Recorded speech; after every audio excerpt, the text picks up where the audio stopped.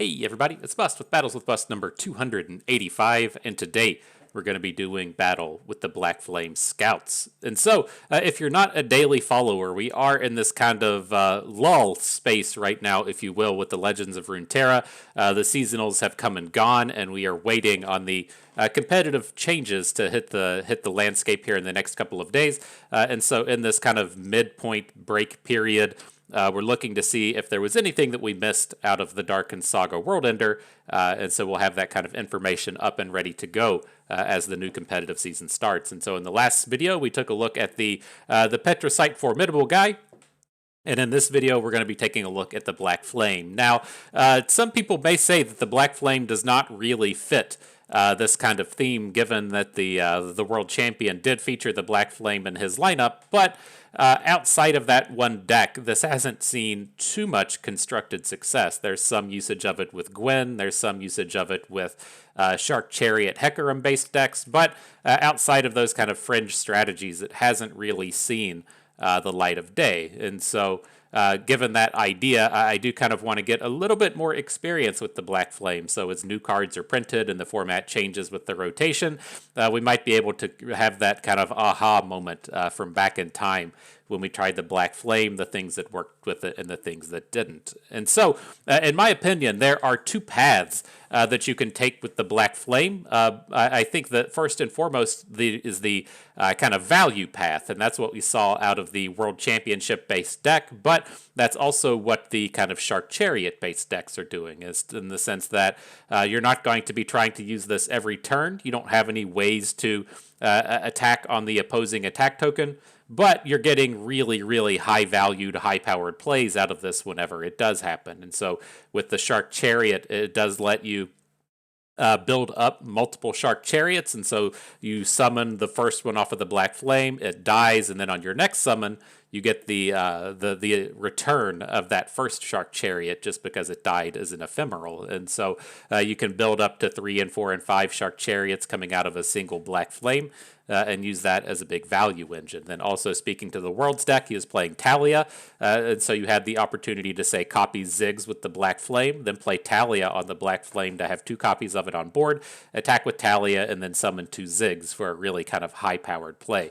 But again, outside of some kind of fringe strategies like the Dragon Summon card, there's not too many ways for those decks to take advantage of the Black Flame, and so you're only getting to use it half of the time. And so that brings us to the deck we're playing today, and this is kind of operating under the idea, well, what if we can attack every turn of the game? We aren't necessarily trying to load up the biggest and most high-powered unit out of the Black Flame, but getting a pretty good value engine out of it if we're able to attack on the opposing attack token. And so the way that we'll be looking to attack on the opposing attack token is going to be through Vayne with tumbles and through Cataclysm, which starts a free attack. And so the kind of next step in deck building, if you're like, well, okay, I'm already playing Vayne, I'm already playing Cataclysm, you're going to start looking towards the scout units, and the scout units being the Ranger Knight Defector and the Blood Cursed Harpy. Both of these units play fantastically well with the equipment that you're wanting to use with Vayne, and then they also play fantastically well with the likes of Cataclysm. And so if you're not familiar with the interaction with Scouts and Cataclysm, if it's your opponent's attack token, if you haven't started the turn with the attack token, if you play a Cataclysm on a Scout unit, that counts as a scout attack, and so you'll get the attack token back, and you can make it another attack after the fact. And so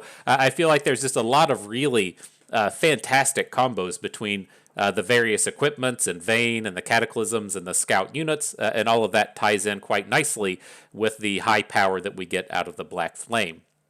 And so that's the big cycle of interactions we're looking to pull off. We do have a handful of just good equipment-based units between the Petrosite Broadwing and the Steadfast Elkin, and then we're looking to have a handful of value units just for the usage of the Black Flame. I don't want to go all in on this. I don't want to say, wow, look at this, we're playing like 5 and 6 mana card draw cards. That's just going to be a little bit too expensive, but if we load Vayne underneath, that's quite fine. Getting the additional tumbles and the tumble reductions on every attack is quite good.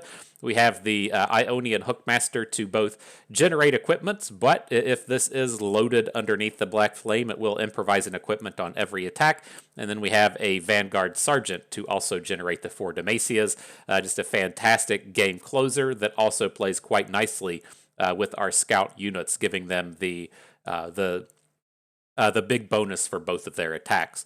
Last but not least, we do need a little bit of interaction beyond the 3 copies of Cataclysm. We have 2 copies of Fish Fight, which is just a fantastic removal spell as we are playing equipment, and then Momentous Choice is just the most efficient combat trick and amongst a deck that has equipment in it.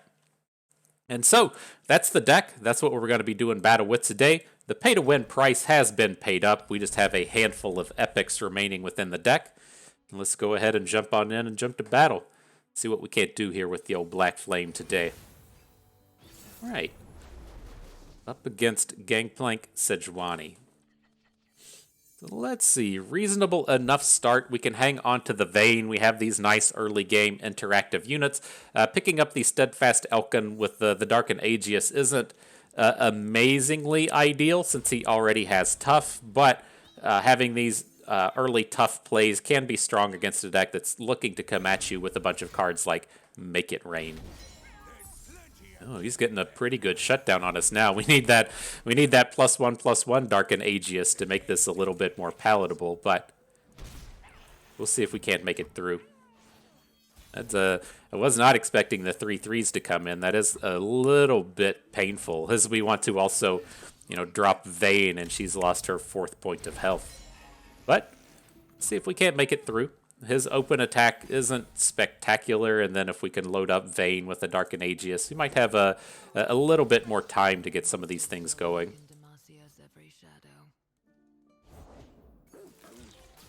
All right, we are definitely falling behind, but we do at least get a little bit of tough value since he decided to add the Poro to the board. Looks like we're taking 6. He's getting the 3rd tick up on his champions. Definitely got some catching up to do.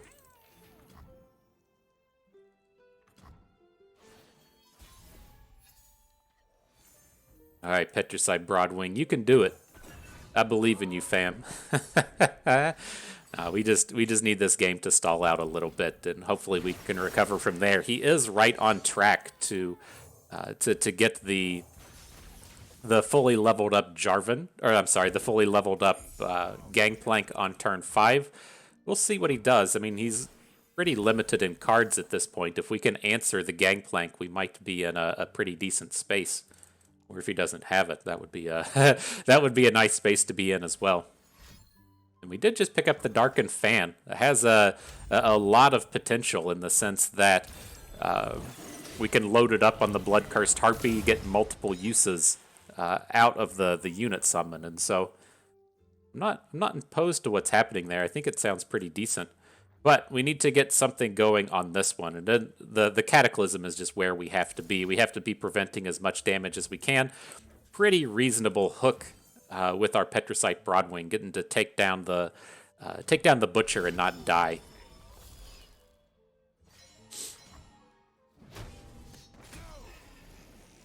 I'll be throwing away all of our units here, given the chance.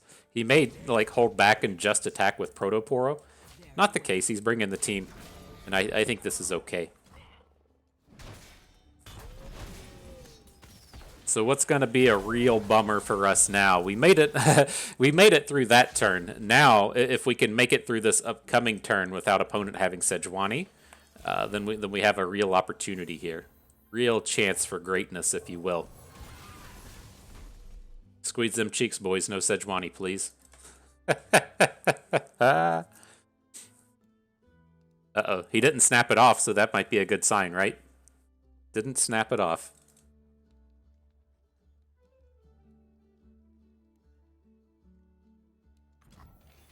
Uh-oh. That's pretty good, right? All right.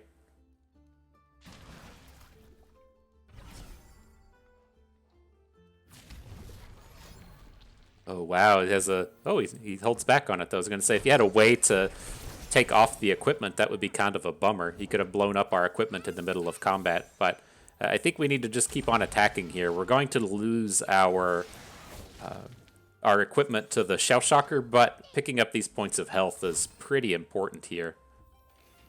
Okay.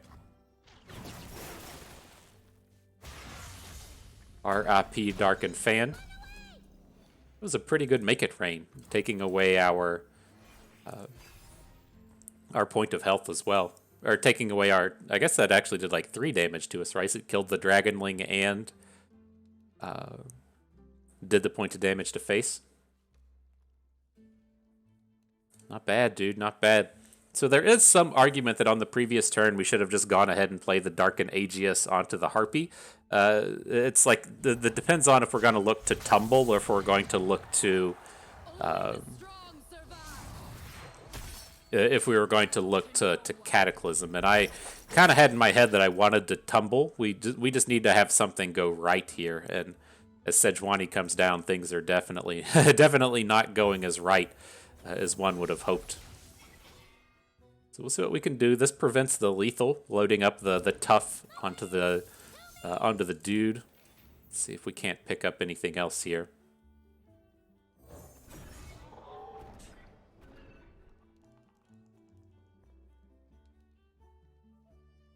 The formidable dude works nicely in front of Sejuani if we want it to. You can still frostbite the Broadwing and it'll deal its damage. But we got to do whatever we can to get this Sejuani off of the board. So as it stands, we should be able to add the Ranger Knight, add a Jarl, equip Jarl with himself, and then have a 5-attack unit to try and take the Sejuani down with. There is just a very real chance that we get popped by a Sejuani thing. She gets to activate her ability, which would be a bit of a disaster. But... oh, did we just tap down too low? We did. F. I was counting on having that extra point of mana.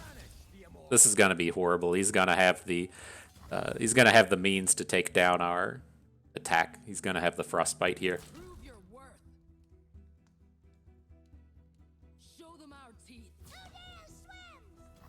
Oh. No way. He just has to have a second champion in play. He's just like so far ahead with that Sejuani. That's really suspect. It's a pretty bold a pretty bold move by opponent there, but GG. On to the next one. It does bring up kind of an interesting space I wanted to talk about with this deck. It's not going to be a particularly good ladder grinder. You most certainly could climb this up to Masters. I feel like you can hit Masters with pretty much anything at this point. But if you're looking to move up in the ranks, it's really got to run into issues like that. This is a deck that if you say, like, okay, I'm really looking to take advantage of the Black Flame, like, how do I best take advantage of the Black Flame? You can't run into decks like we just did there, right? As the opponent is able to just load up the board with a bunch of stats and come at you really aggressively, and so things like Pirates tend to be a real problem if you're going to be like, okay, well, I'm going to put a unit on the board and then remove that unit from the board with a do-nothing card, come around and get a attack in at some point later. Like, it just takes way too much work for these Black Flame-based draws to work against the really aggressive decks of the format. So it is, quite interesting in terms of best of 3, though. That was what we were seeing in terms of Worlds and Aragorn taking things down there. Is if you're able to, A, be in an event where things like Pirates aren't too common, which is a commonality at an event like Worlds, but then also being able to ban away some of those potential aggressive decks if they do turn up, really opens up the space to play this kind of thing. And so, very interesting space that it landed in at an event like Worlds.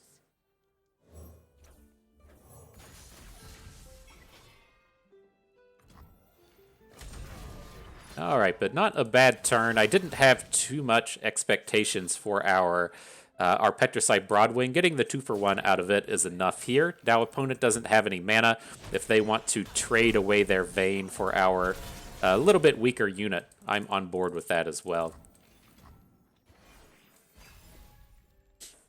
This isn't a matchup to where we're going to get a lot of really high-powered plays out of that small unit. He's just here to do a little bit of blocking. All right, let's see what we can do, though. We got. I'm going with the Vanguard Sergeant as our Black Flame target. I feel a little bit better just getting some of the additional tumbles out of Vayne. If she gets to come down and just trade with Sivir, I'm pretty okay with that. And then if we're like on the future turns, I don't really want to just be generating. The fuck? Where does this even come from? Right of the Arcane. Okay. But on the future turns, I don't really want to just be generating Vaynes. I think it's a little bit more high power to get the 4 Demacias. All right, Right of the Arcane coming at us, though. That was not on my radar. It's like wouldn't have surprised me if it was like a single combat or something. But why is this deck playing? Why is this deck playing like landmark-based removal? That's so weird.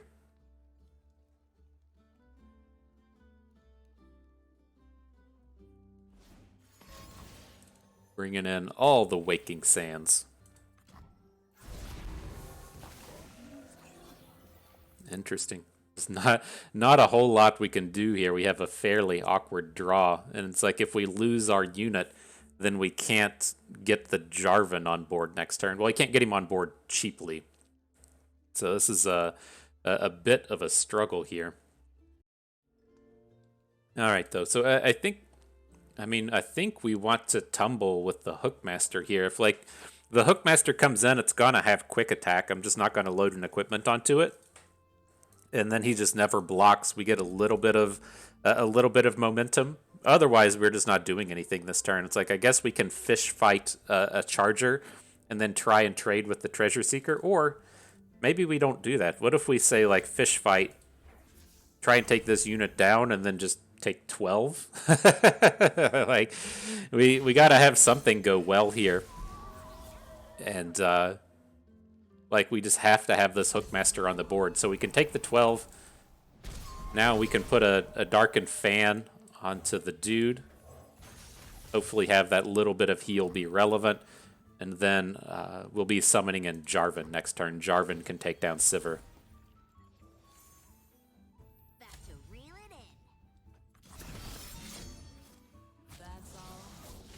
Look at all those summons, though. 3 summons? So many summons. Summons for days.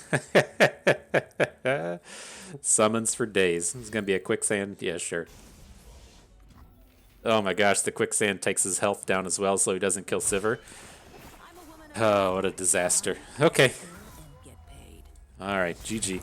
Such a weird collection of cards. That was not what I was expecting to see coming out of Vayne and Sivir. But it was enough to achieve victory there. Well done, opponent. On to the next one. Another thing I did want to mention with this deck is the Black Flame only works on your first attack of the turn. Riot immediately saw the shenanigans that would happen if you Black Flamed a unit like Katarina just to immediately give you the rally, or if you hit a unit like a Ruined Reckoner to generate all of the to generate the free attack card every turn. They said, we know what's up. We aren't going to let that thing happen. And so only the first attack each turn. I thought it would have been pretty nice if the scouts could take advantage of this as well and get 2 attacks just for not really doing anything, but excuse me, not the way it works. All right, Karma Master Yi coming at us. I'm not looking to put the Petricite Broadwing under the Black Flame. We're going to look to just drop Vayne this turn, have our Challenger unit, and then potentially Black Flame away Vayne on an upcoming turn after this.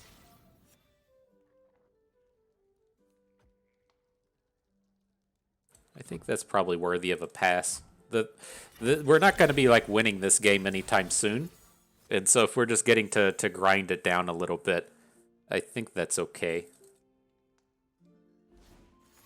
If we're really looking to get crazy this turn, we did pick up...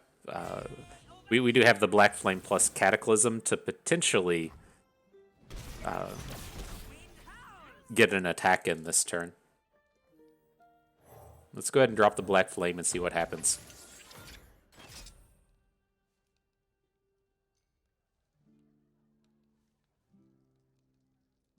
He says, oh shit, Bust, you up to shenanigans, aren't you?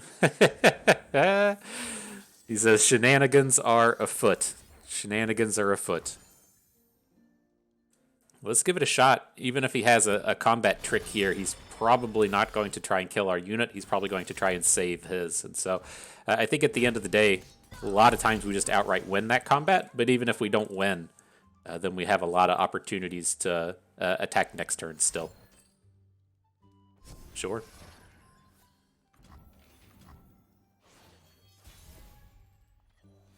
These tumbles are getting cheap.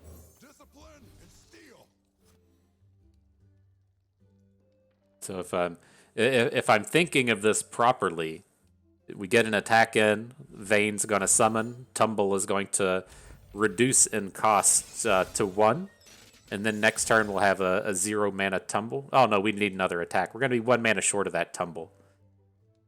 That's a sad day. So we're going to have to bank here. So we get the Vayne attack in, Tumble drops to 1. Next turn we can Tumble the Vanguard Sergeant and then have Jarvan summon while we're at it. It's not bad, right? that's a pretty sweet collection of unit summons and stuff. I don't know. I don't think I'm wrong on that one. I don't think I'm wrong. It's coming at us. All right, 7. I'll take it.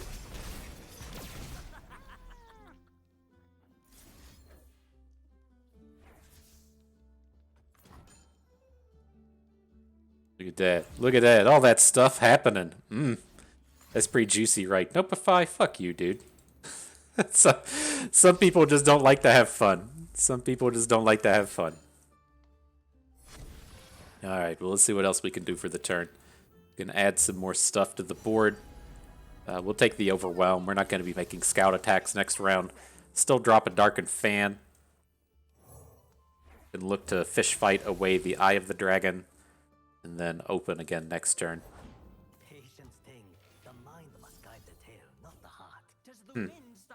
He's flow. He has flow. And so, yeah, let's go for the fish fight. We'll just do the strikes. I want to keep the equipment on our unit. And then Jarvan will come in and hook onto Master Yi.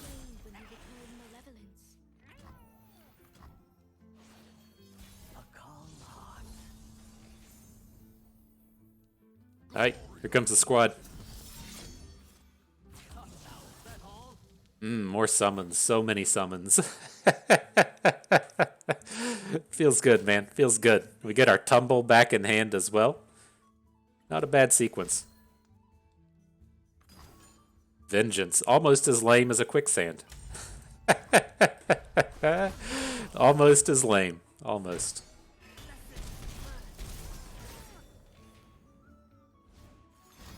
The go hard now? Oh, that's savage. I was quite ready to drop a fish fight directly onto the Master Yi. All right. Well, I don't.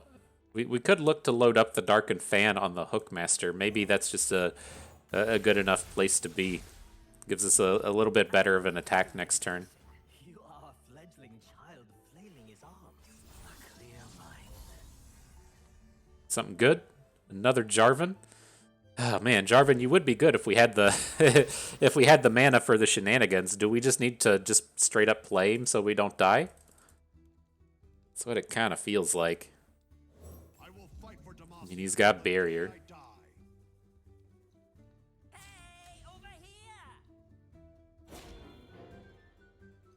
To make Master Yi stay at home.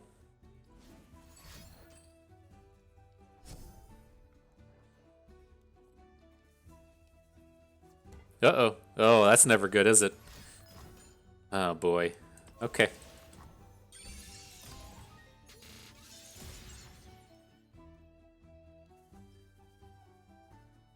So at this point, we're just going to switch, right? We're not going to...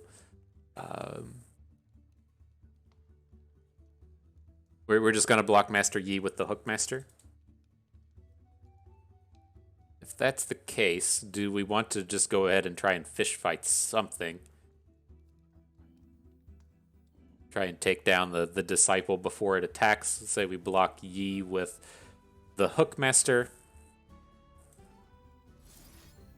Alright, we gotta do something with these manas.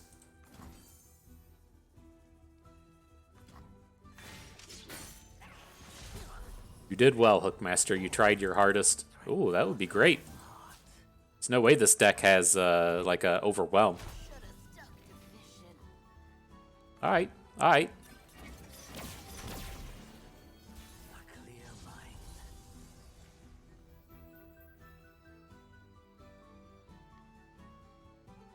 I think we can get the Harpy in. Oh, we should have probably delivered him Overwhelm, right? Fucking A. Alright.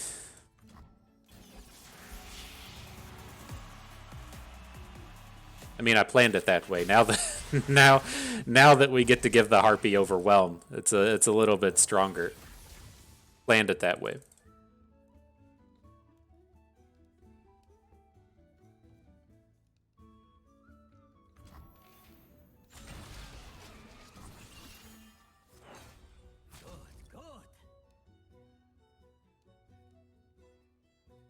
That's not bad, right? If we get to take down the Master Yi. Oh, we just die to his open attack, though, next turn, don't we? We would have been dying to it anyways. Maybe he gets clever. If he gets clever and doesn't open attack and we get to do the 3-unit summon off of the Darkened Fan, then we can definitely pull this one out. Uh-oh. Uh-oh, he's dropping Karma. That's never good, don't get me wrong. Opponent having a flipped Karma is a surefire way to just get killed, but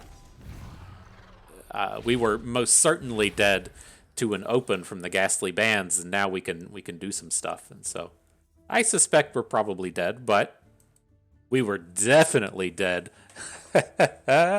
Definitely dead before the unit came down. Interesting, and he's not going after the lifesteal unit.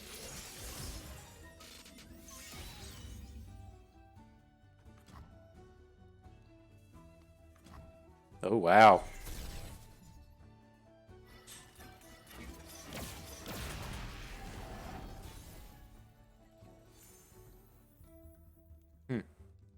So can we, like, win the follow-up with the tumble, right? We just hit. He's got to do something. I'm sure he has it. Oh, my gosh. Oh, fam. Mark it a W. Mark it a W. Huh. I guess sometimes you just don't have it.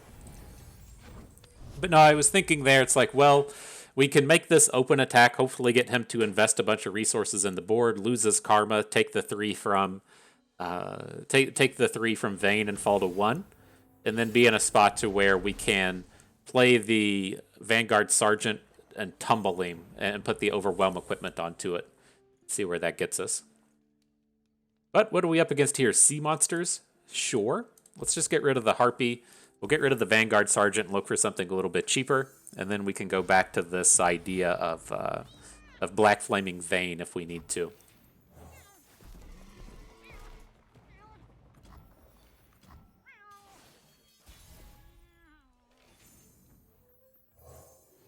All right, Hookmaster, what you got for us? We'll go with the Sandsworn Amulet. Man, I was just thinking to myself, it's like so many of the cards in this deck have been nerfed. It's not to say that this would, like, by any means be the best version of this deck that you're trying to do, but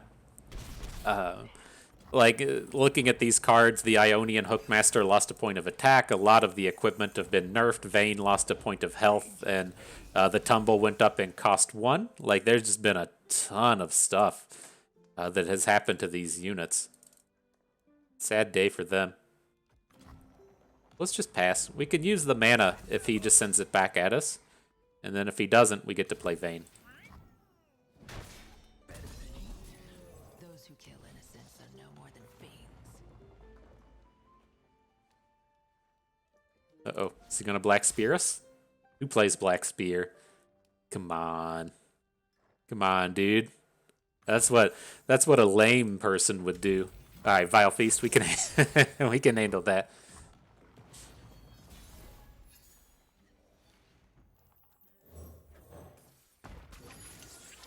All right, here it goes. Unlocking the combos. Unlocking them.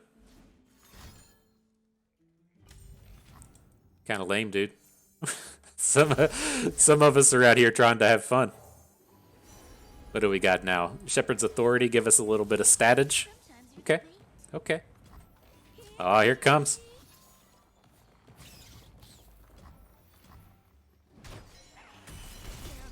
And unfortunately, 1 mana short of doing the Night Ranger Defector tumble this turn.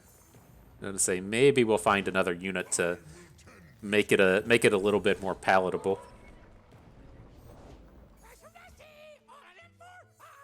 Alright, Fearsome onto the Broadwing isn't terrible. He can't block it at the moment.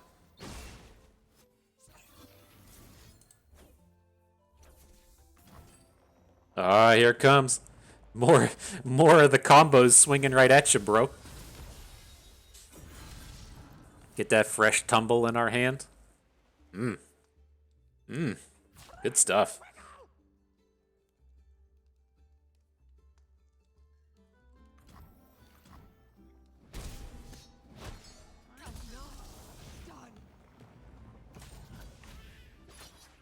All right, now we have the equipment back in hand if we want to use it. It was a minor bummer for our Blood-Cursed Harpy to not have any equipments in hand, but it wasn't the end of the world. I was still pretty okay with just playing Quinn next turn.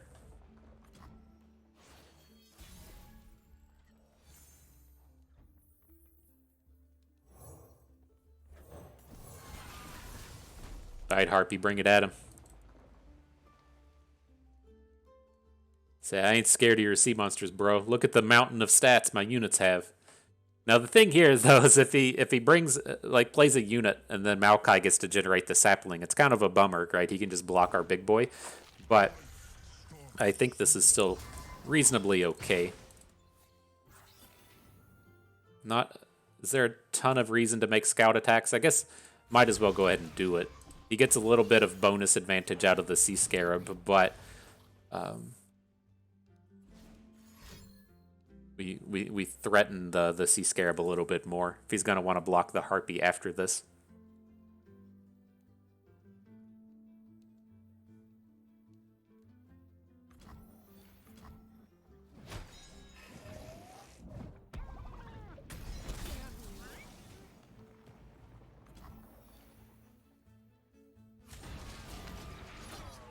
Is that how we want to go? This is such a bummer. Like, I think we need to just try and kill the Maokai. The real engine card that he has is Sea Scarab, but like at this point in the game, he's 4 away from deep. Like if he just plays 1 toss card, then he's gonna have deep anyways. I don't think I'm as worried about the Sea Scarab. To where if it was like turn 2 or even turn 4, like if he played a turn 2 Sea Scarab, turn 4 Maokai, I'd be much more inclined to try and kill the Sea Scarab here. Next thing is he's probably got like a ping, like if he has a Vile Feast or if he has a an Undergrowth or whatever, we at least still just bounce off of the Maokai and can try and use the Broadwing again next turn. So I think it's all reasonable. Okay.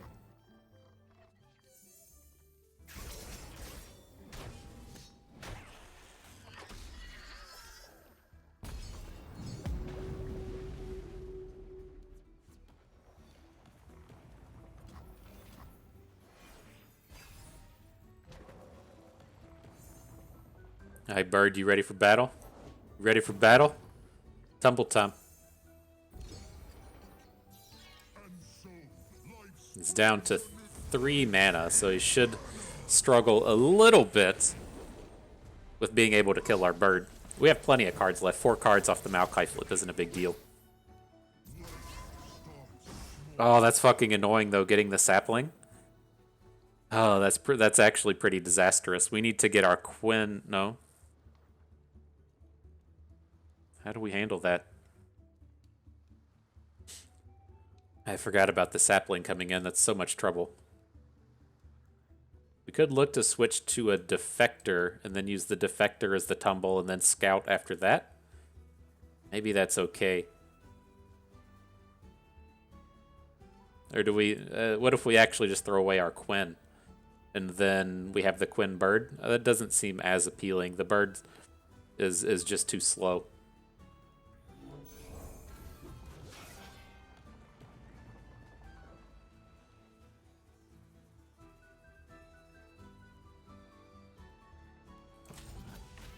What a bummer. Oh, he's just doing it for us, huh?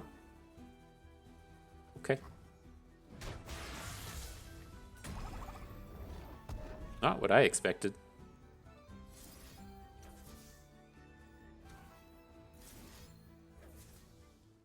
This sucks either way. The mistake that I just about made in doing these maths was I've been a real failure in terms of recognizing when the Broadwing is only going to deal 1 point of damage, right? Since the Broadwing has Formidable, I had the 2 attack. I was kind of counting on us getting 2 points of attack there, but it's not what we had. Alright, we got the giant unit out of the way. Still got 4 cards in the deck. He's gonna generate too many saplings now is my next worry.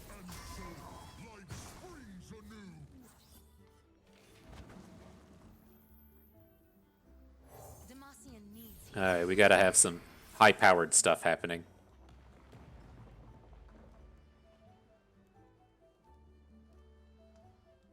The stuff I do, all high-powered all the time.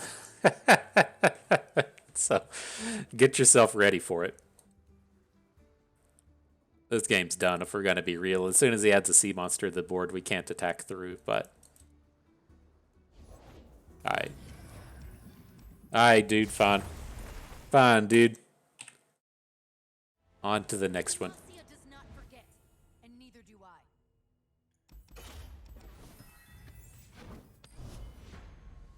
Rough day for Quinn and friends. It's such a wild difference not having the good equipment and being stuck with the Aegis and the fan. It's like the quick attack when it's so good and the Freylord when it's so good.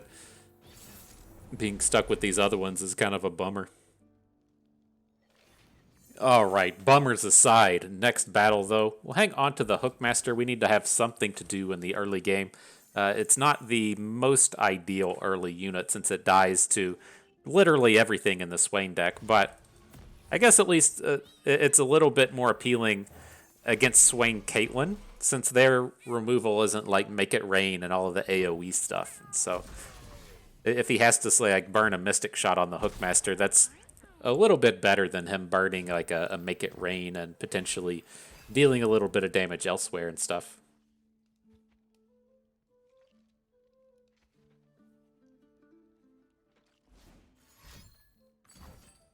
Okay. Alright. Who wants to take bets on whether or not our Ionian Hookmaster just dies at the beginning of the turn? we should be safe here. We have the bonus health stats, but I was waiting for it. I was counting on it. Oh, and it was gonna hit. That's just the way my life works, fam. That's just the way it goes. Don't be surprised when you see stuff like that. It was gonna get us.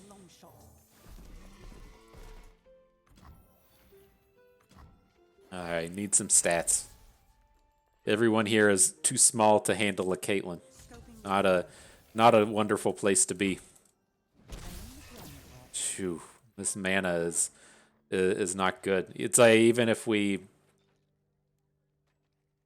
like hit next turn, this is all brutal. All right, we got to spend some of it though. We can't just roll into the upcoming turns without at least trying with the mana here. Like if we draw, it's like there's such a wide variety of just terrible draws on the next turn. Like if we hit an equipment or if we hit a cheap unit, like everything just fails. We have to hit somewhere kind of like in the middle for all of these price points, or the turn just doesn't really work. But the fish fight will carry us through now. It's not terrible. I mean, we spent a ton of mana to do it, but at the end of the day, we got a 3 for 2.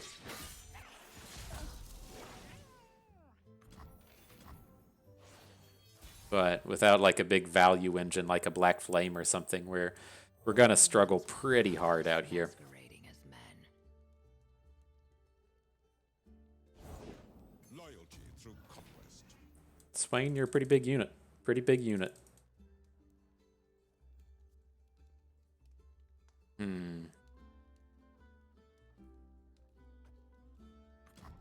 All right. The turn had so much potential if we just had one more mana. If we were able to tumble and then have Jarvan come down.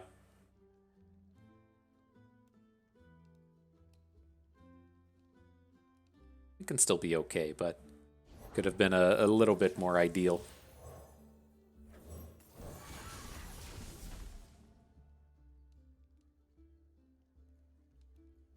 What do you think of that, Swain? What do you think of that? It says, boy, you have a lot of stats. A lot of stats. Well, that's kind of lame, dude. That's something a lame person would do right there. You heard it here first. Fawn Flow doesn't like to have fun. Potentially lame. Potentially lame. Say your prayers.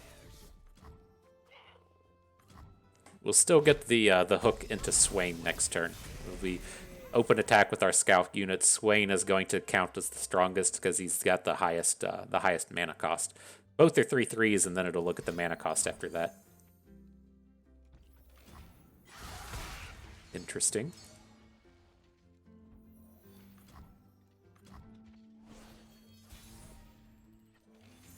All right, here they come.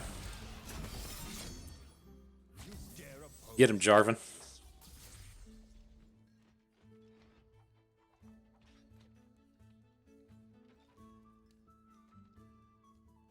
Says, oh, fuck. that Jarvan wasn't supposed to happen.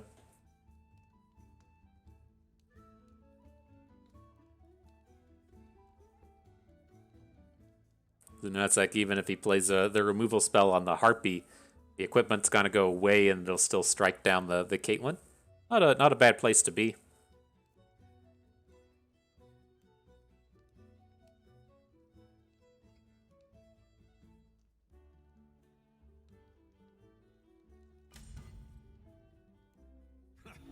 And then if he doesn't kill any units, I mean, this is a scout attack. So Jarvan coming down doesn't mess up your scouts. So we have the potential to Cataclysm since we still have Jarvan. We can attack again after this. Not a bad round. It's going after our Jarvan.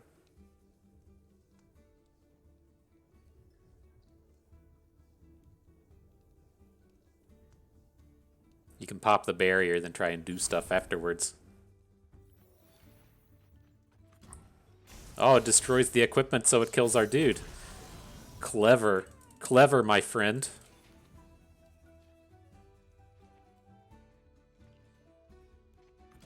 You heard it here first.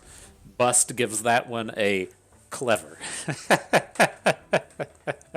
Not too used to seeing the brutal skirmishes running around. Not used to it. Alright, well, let's take down the Caitlyn.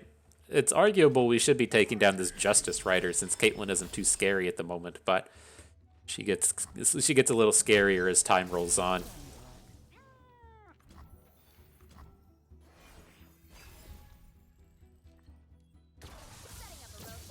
Ew. You're about to get killed, aren't you, friend? About to get killed.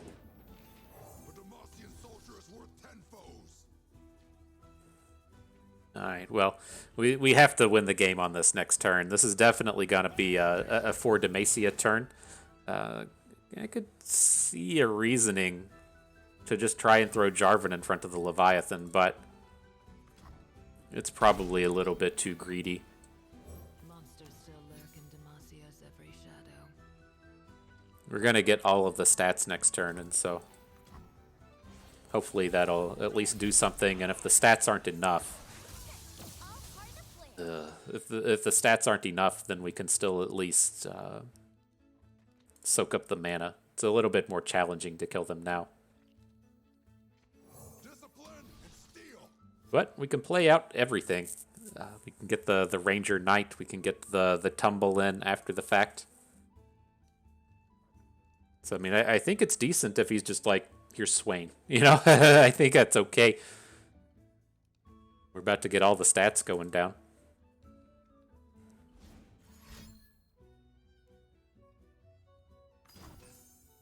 Tri-Beam. I forgot that card even existed. Step aside, heathens. I will lead our hunt. Forgot it even existed. Hitting a 6/6 is pretty good. It lets him either trade or, at the worst, block the Ranger Knight and survive. This is a pretty good hit. I have my orders.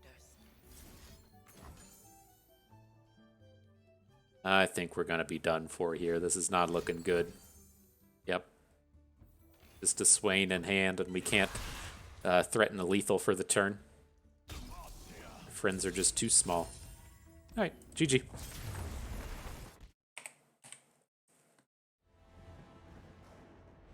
GG. Whew. Rough stuff. Sad day for the Black Flame deck. That was the kind of matchup to where you really need the Black Flame. They have so much value generating out of the flashbang traps and everything. You don't want to find yourself saying, "Oh boy, I'm playing for value," as you're playing against any of the Swain decks. They're just so good at crushing those style of things.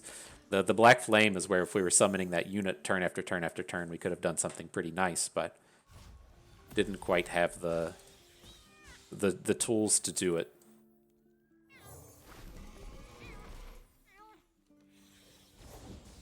All right, next battle though, up against the old Pantheon Varus. A little bit of Yumi coming to the party today. You don't see her too frequently, getting the cat stuff happening.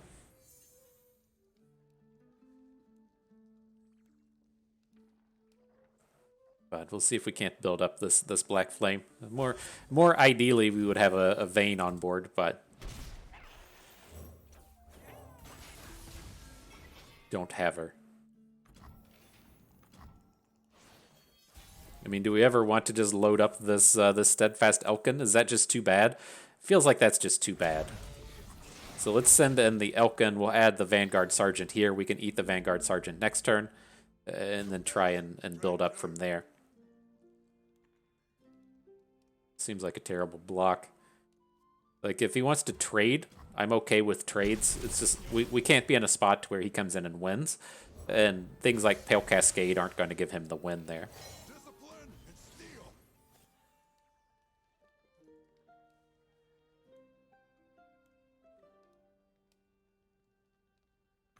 All right, the Black Flame, we're ready. We're ready for you to do your thing.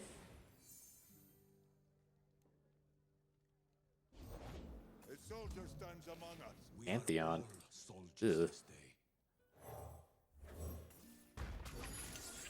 I broke shenanigans. They're happening.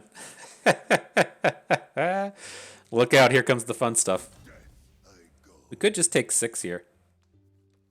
7, I guess, from the boost.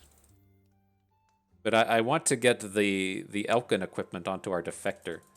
But the downside here is, like, once we make this block, he's just going to grow the unit. I guess he's just going to grow the unit anyways next turn.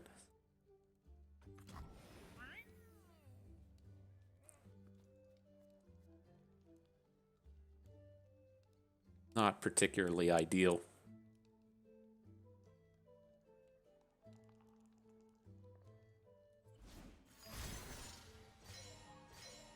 Is he really just letting his unit die and just going all in on Pantheon? Interesting. That's a strategy, I guess. I can only imagine wanting to do that if you felt like you could OTK with Varus on your next attack. That seems exceptionally aggressive.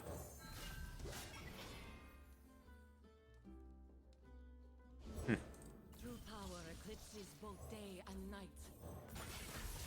All right, well, here comes our sweet combos, though. Hope you're ready for them. I hope you're ready for it, Pantheon. The sweet combos coming in. He's so big, too. This is kind of brutal. The Pantheon being big enough to kill the Ranger Defector as soon as he plays a card on it. But we're not in a space to where we can sit back. If we just start passing, it's definitely playing in the opponent's favor. There is a world where he doesn't block with Pantheon, though. If he doesn't have a combat trick, that's a lot of health to risk.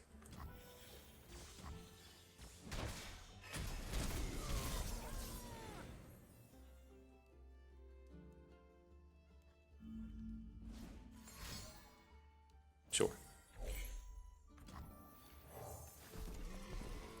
So maybe we're okay. I mean, I like seeing the heal cards come out of his hand. We've got him down to 8. We have the Blood-Cursed Harpy for 2 turns from now. Yeah, the Vayne tumble's so short.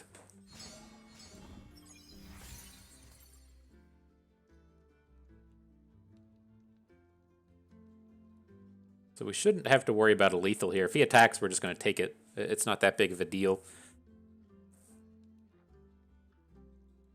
Right, he's in the space to where you know that the opposing deck isn't able to do direct damage to your face. And so he has to load up the 15 damage preemptively. Both sun and moon pale in comparison to you.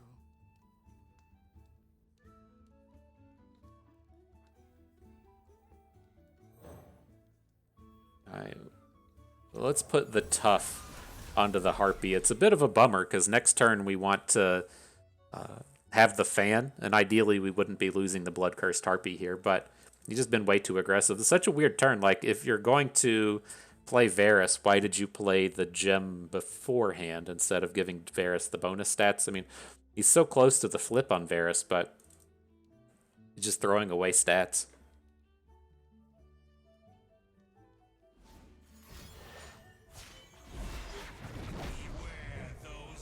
So now he's down to 1 mana.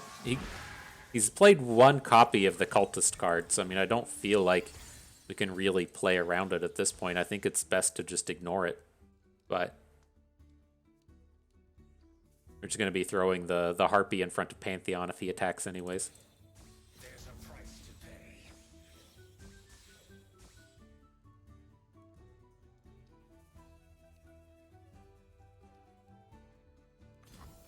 Okay.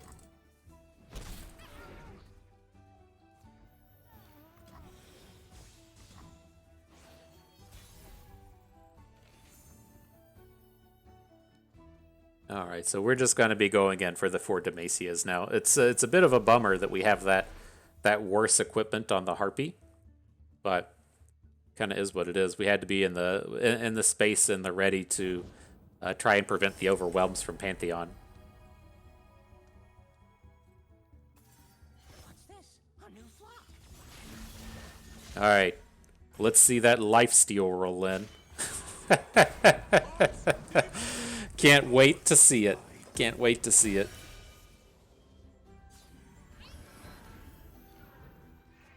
Awesome, he hit it. Okay.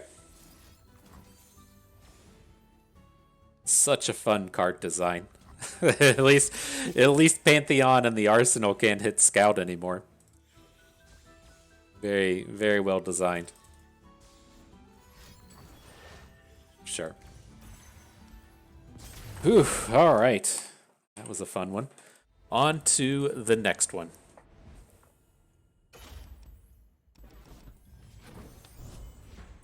Rough day for the Black Flame Scouts. They're not having a particularly high amount of success.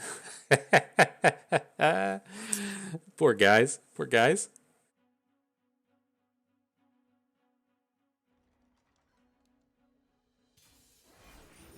Alright, what are we up against now? Evelyn with Freylord. I would assume whenever I see Evelyn with Freylord that they're just playing the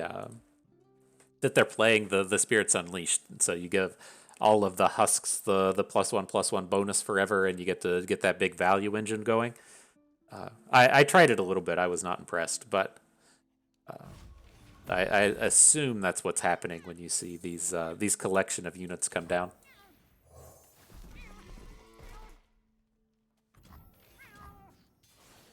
I saw Evelyn. Like I can't get it out of my head that like, Evelyn is not a Shadow Isles champion, and so I start to struggle with like it's like, oh boy, are we just gonna run into Quietus here?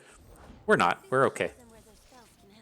But with the way that this hand is pieced together and the amount of time that we have, I'm just banking up this 2 mana because I want to play Vayne, and then next turn I want to play the Defector and the Darkened Fan. And so adding in the Elkin and the Ranger Knight aren't the real priority here. We're not going to be in a... Like, we can go wide, but then we can't really take advantage of it.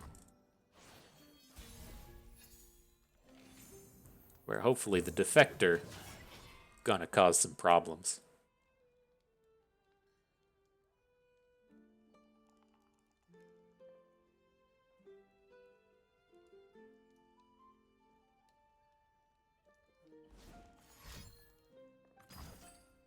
Spirits Unleashed. Fortunately for the Defector, he has Tough. This is going to be a brutal attack and a brutal game plan if we were just going to end up trading the Defector for the Vulpine Wanderer. At least we can get quite a bit of value out of this now.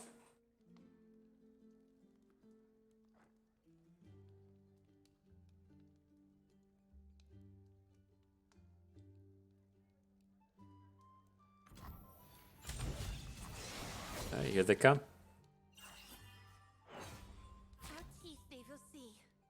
At least we're getting an inner beast out of this, right? Okay, control chance manageable. It's just that turn is so bad if like we attack with the Defector and he just straight up loses. Now it's fine to send everybody. If he wants to trade his Wanderer for Vayne, it's not that big of a deal.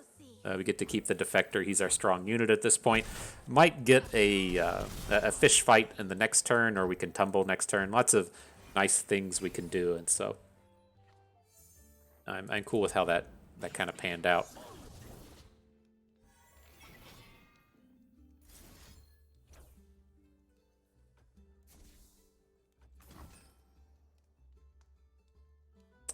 We probably should have played the Broadwing first, though, right? No, it's not going to have Challenger. It's not a horrible challenge to just come in and take down the Husk. Sad day. Sad day.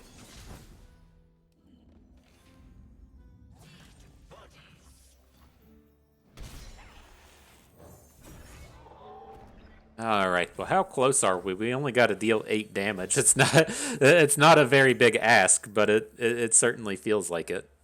Certainly feels like it. I don't feel like Quinn is the answer here.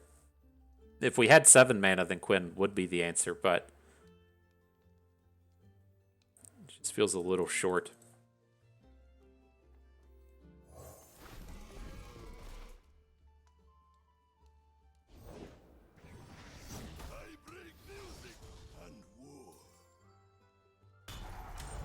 And his units are just going to get bigger and bigger and bigger.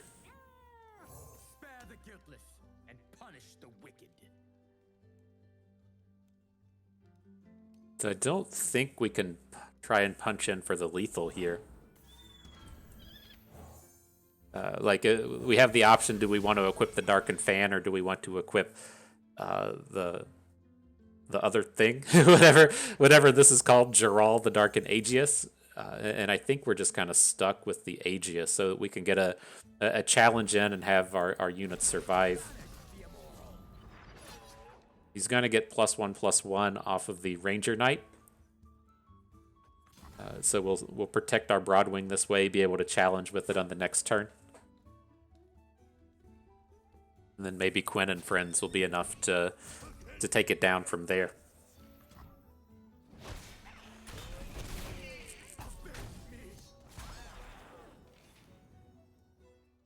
It's like I keep eyeballing this stance swap and know that he's trying to piece together this really amazing 1 damage AoE, and he's close. Don't get me wrong, he's real close to pulling it off, but I don't think we have the tools to take it away from him.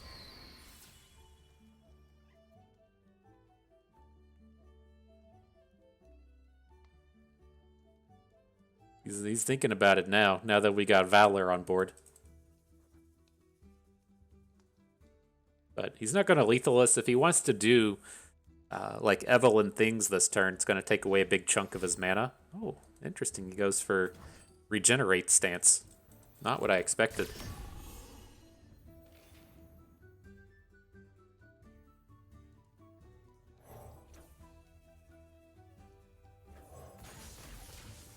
So we'll see what he's up to. I assume he's just going to play another unit, right? To get Evelyn to flip. If she doesn't flip, she's pretty meaningless. But now we have Valor to try and hook in the Tusk Speaker. That gives us a pretty good attack. Getting the Scout attacks next turn is kind of good. We could potentially do some fish fighting if we want. We might be able to pull this out. Sure.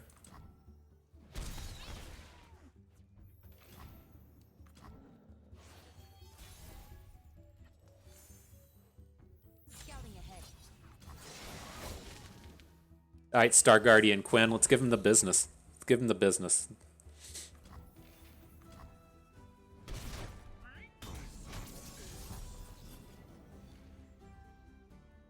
So we can add Giral, and we can add a Darkened Fan this round if we want. Buried in Ice. We barely beat Buried in Ice. Assuming he doesn't have another unit. Right, we can play Giral. We can equip him with the Darkened Fan, and then the little dragon should be enough to end the game. Come on, little dragon, do your thing. Do your thing, little dragon. Uh-oh. Uh-oh, he's bringing out the sad Poro. Woof. Woof. Good job, little dragons. All right, GG. On to that final battle. Achieving victory number 2. Feels good, man. Feels good. Oh, all right. Put a little wind back in the sails before we get into this last run up against old Action. Action PNZ. This is that combo deck. The combo deck has been fairly non-existent since Action took the nerf to 9. Or I guess the Warlord's Palace took the nerf to 9, but I'm pretty sure that's what we're up against here.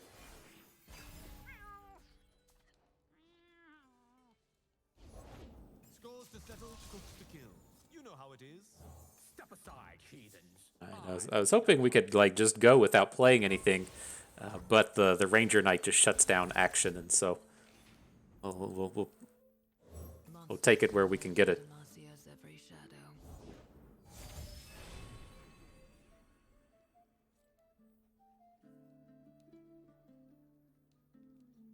And I think we want to just pass. I'm kind of looking at this space as being like, well, we can play the Defector a couple of turns from now. Like maybe this attack is okay. I struggle to think with what interactivity is in this opposing deck. Like I know he's trying to what this deck does is it tries to get the Warlord's Horde down, and then you play the Warlord's Horde. Draw 2, make your cards cost 1 less, but you put a bunch of copies of that thing into your deck, and then ideally you draw an additional copy of it and play another one that makes all of them free, and then you keep going through that big cycle of free draw 2, make a card cheaper things.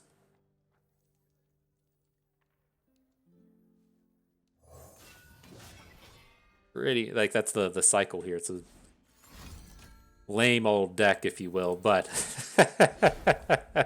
I'm pretty sure that's what their goal is.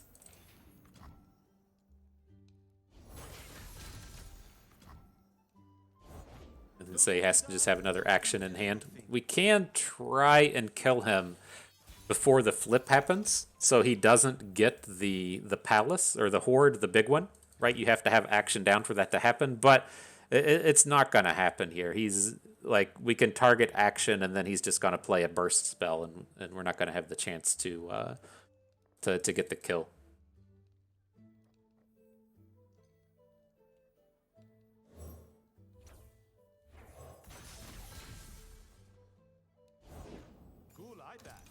Cool eye patch, bro.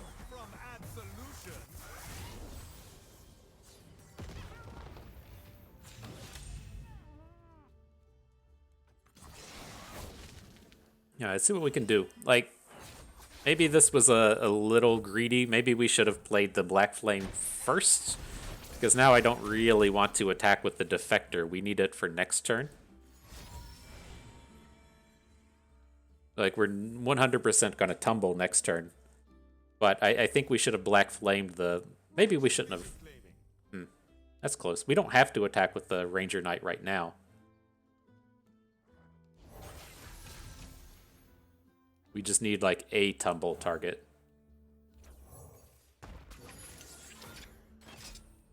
It's probably safe to send everybody in. Famous last words. Famous last words. Not a chance. But if the Ranger Knight gets to survive the round and we get to start popping off next turn, then everything should be okay. There's not a ton of spells in his repertoire that should be able to take down the Ranger Knight. So now we can say, like, tumble the Ranger Knight, Jarvan's going to come down. Our big sequence of awesome stuff is about to happen.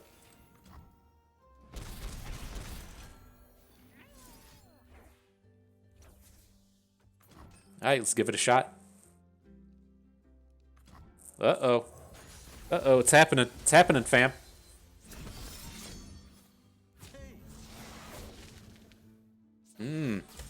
Look at all that excitement. Look at all that sweet stuff going down. Alright, Deck. You're doing it, you're doing it.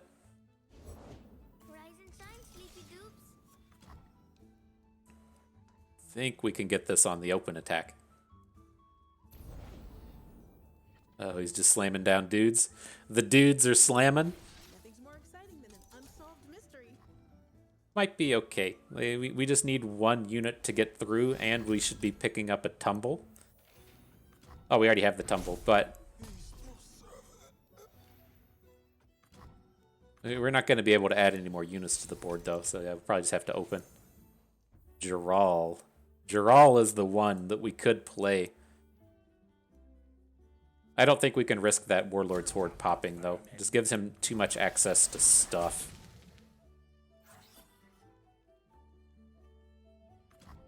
Oof. Ooh, we did it, fam. Pulled down 2 at the end of the day to make that win rate look pretty reasonable. But not a bad set of games. We can pull this up and talk about it a little bit more. And so the thing I want to keep saying is, like, the deck would be okay if the cards weren't so bad. And it's just like the collection of cards, if we're thinking of, like, Vayne being a 3/4, Tumble being a 3-mana thing, then going into the big one to me is Ionian Hookmaster coming down as just like a real shitter of a unit. The strength of those is just all declined so far across the days. The Dark and Aegis not giving attack bonuses, just like you could see where the deck would have some potential like 3 months ago. But as it stands right now, the cards aren't really kind of doing what you want. But I think it is a fairly kind of interesting concept to think about, though, right? I think the idea of this cycle of cards is what you kind of get yourself into when you're building a good and strong and cohesive deck. That you're saying, like, okay, well, we have the Black Flame. How do we best take advantage of that? We need to be attacking every turn, so we aren't just using it half of the game. And so if we're going to take the next step into that. How do we get multiple, or how do we get attacks on the opposing turn? We have to look towards things like Cataclysm, look towards things like Tumble, look towards things like Rallies, look towards things like Minotaur Reckoner. Minotaur Reckoner, is that a magic card? I don't remember. The guy that makes the 0 cost free attack thing. And so that gets you into that kind of next step. Okay, it's like, all right, well, I have these nice and interesting ways to get the additional attacks in. Can we do anything further from that? And that's where we kind of start tying into these Ranger Knight Defectors and the Blood Cursed Harpies, and those working well with equipment, and Vayne also working well with equipment. It's like a nice cycle of things to be doing, but it's ultimately not strong enough in this current meta. These cards have been nerfed down too low to where they don't quite function how we need. And so I think it is safe to say that, like, okay, well, I'll concede that this deck isn't very good to aggro, but it should be quite good against the mid-rangey decks of the format, the control decks of the format. And this deck didn't really fit the bill there either. And so I don't want to call it a failure. I think the concepts are good and the ideas are good. It just didn't quite come together with the power level that it needs to be a successful legend ladder climber at this point. But, you know, if you're looking for a fun deck to play, I certainly had fun with this. I thought it's pretty fun and interesting seeing all of the chains of units summoned together between the Darkened Fan and the Black Flame and the Jarvans coming on board. I'm kind of curious if there isn't some kind of summon style Green Glade duo or sparring student kind of deck that would really enjoy some of these themes and have some power in there. So it was all around a pretty interesting and fun exercise, I think, even if the deck wasn't the strongest at the end of the day. I think that this was a pretty good exercise for us to have for the future. But if you are looking to play this deck, I think the only thing that I can really say about it is I wasn't really impressed with Quinn, and I was really impressed with Jarvan, like literally all the time. And so I think I would look to cut one Quinn for a Jarvan, and then it needs like just I wish there was another kind of like good early game value unit. I wasn't real impressed with the likes of the Ranger Knight. You know, it's like if the Hookmaster was still good and out here like generating equipment, that would be kind of a thing. But the Vanguard Sergeant was just like a little bit too slow in those games to where we didn't have the Black Flame for Vayne, or we had the Black Flame but didn't have Vayne, just felt like a little bit underpowered. But nonetheless, I had fun. I hope you did too, because that is going to do it for us today. And so I hope everyone enjoyed the video. Hope you maybe learned a thing or two along the way and had a good time watching. So this is Bustin' Me. Thank you for being here.